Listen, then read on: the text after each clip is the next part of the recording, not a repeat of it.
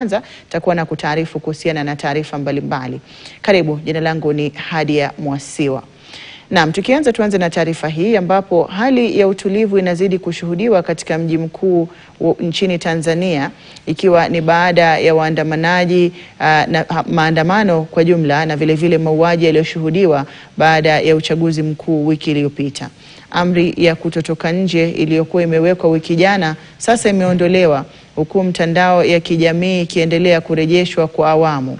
Ripoti zinaarifu kwamba maafisa wa polisi wameanza kusafirisha miili ya wale waliouawa kutoka hifadhi ya maiti ya umma, huku jamaa zao za wale waliouawa ama waliofariki wakiwa bado wanaendelea kufuatilia miili ya wapendwa wao.